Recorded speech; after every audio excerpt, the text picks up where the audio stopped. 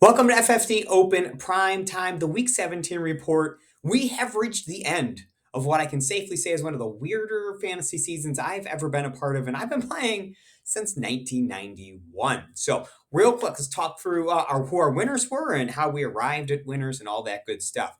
Your official winner is going to be Matt Corrado. Matt, 14 and 2 in the regular season, and took down the finals with a strong 177.56 score. Quarterback Deshaun Watson, running backs Josh Jacob and Austin Eckler, wide receivers Keenan Allen, Devonta Smith, CeeDee Lamb, Jalen Waddle in the flex, Pat Fryermuth at tight end, Michael Bagley at kicker, and the Giants defense.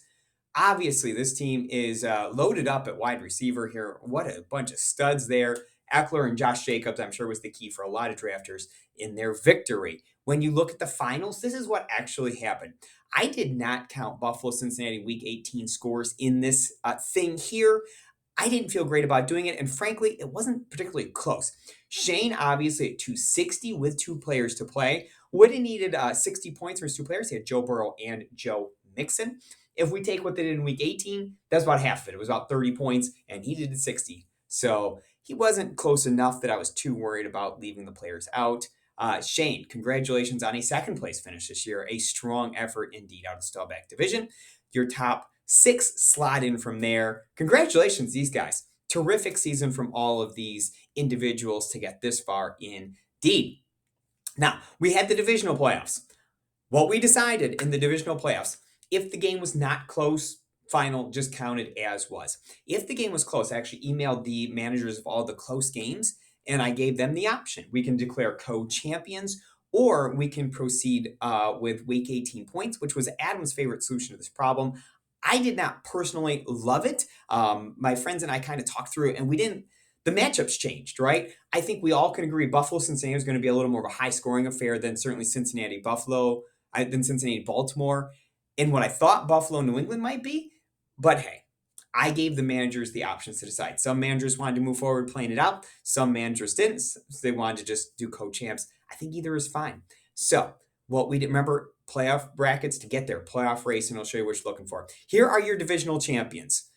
Brown division, Frank Peterson. Buckus division, Alfonso is your winner, the number one seed there. Dickerson, your number 4 seed. Anthony is the winner over there. Elway division, number 1 seed. Brian. Favre division, of course, number 1 seed and overall champion. Matt, your winner over here. Green division, number 1, J. Carlos Penzio wins over there. Number 3 seed, John, wins in the Hollis division. Number 2 seed, Warren in the Lombardi division. The Lot division, number 1, Rob. In the Manning division, we start to get into this kind of what happened. These were two of the best teams all year long. Number 1, John. Number 2, Derek. We're going to call them co-champions over there. The Marino division, number 2, Scott is your winner over there. The Montana division, number 4, Todd, and number 2, Liam are going to be co-champions in that division.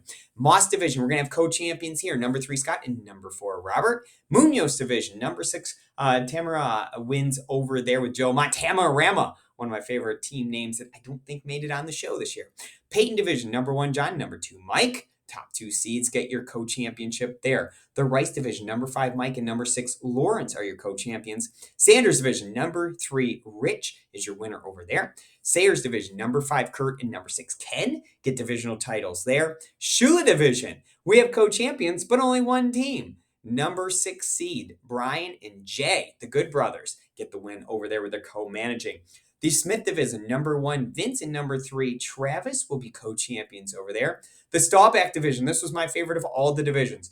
Both the managers, Sean, and it's actually Shane, who came in second overall, got back to me, said, we got a close one. Let's go ahead and play this thing out. Look at how this thing ended. They each had multiple players from Cincinnati and Buffalo. This thing ends at 146.36 to 145.1. Awesome stuff. We're going to declare Sean the champion over there. Shane has to settle for runner-up overall and runner-up in his own division. Not great, but hey, I'm sure Shane will be back for another try next year. Taylor Division, Nick Moore, number 3 seed. Unitas Division, number 2 seed Mike. And finally in the White Division, number 1 seed Alan puts together, I believe, a 15-1 season over there en route to the White Divisional Championship. So congratulations to all you divisional champions. And of course, congratulations to Matt, your winning team in the FFT Open, joining David in 2020 and Benji in 2021, our third overall champion. Your next steps. I have included a Google form in this email with this video. In that Google form is your opportunity to kind of sign up to let me know you about next year's game. The responses I get, they will be the first people to know when I start this thing up next year. We had 450 different responses this year alone. I expect a lot next year. I always like to defer to those of you who have been in this league, who know how it runs, who try hard to the end.